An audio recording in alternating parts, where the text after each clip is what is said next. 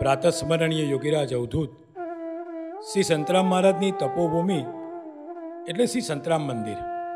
અને આ સંતરામ મંદિરમાં અનેક વિવિધ સેવાકીય પ્રવૃત્તિઓનો સેવા યજ્ઞ ધમધમે છે. આંખની હોસ્પિટલ, અન્નક્ષેત્ર, અખંડ રામધૂન, વૈદિક રાષ્ટ્રગીતનું જ્ઞાન અને ગાન, મેડિકલ કેમ્પ, શિશુ સંસ્કાર કેન્દ્ર, બાળ સંસ્કાર કેન્દ્ર, પાનખરની હાસ, સંત નિવાસ, દાંતનું દવાખાનું, અતિથિ નિવાસ.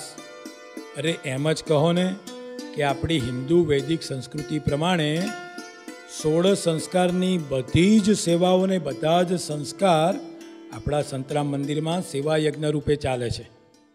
અને એમાંનો એક સેવા યજ્ઞ એટલે તપોવન, શ્રી સંતરામ ગર્ભ સંસ્કાર કેન્દ્ર.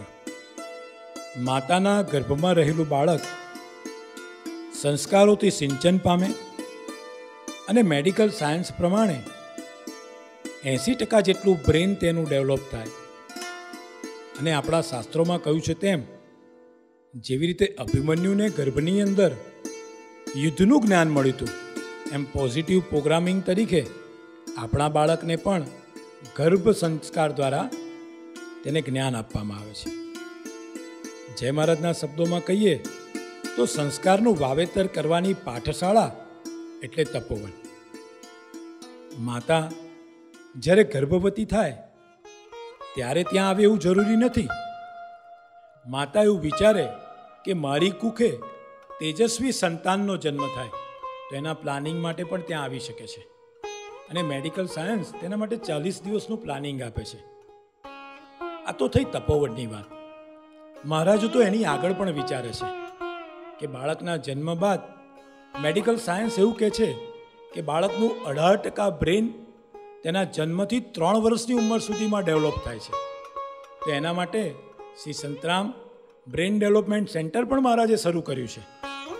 આમ અનેક ભગીરથ કાર્યો જે મહારાજે આજે પોતાના સેવા યજ્ઞમાં જોડેલા છે. હું આપ સૌને અહીં ઉપસ્થિત તમામ બહેન અને દીકરીને વિનંતી કરું છું કે તમે એક વખત તપોવનની મુલાકાત અચૂક લો. એવા ભગીરથ કાર્યની અંદર તમે સૌ જોડાઓ અને આનું જ્ઞાન, આની માહિતી તમારી આજુબાજુના લોકોને પણ આપો. આપ સૌને જય મહારાજ.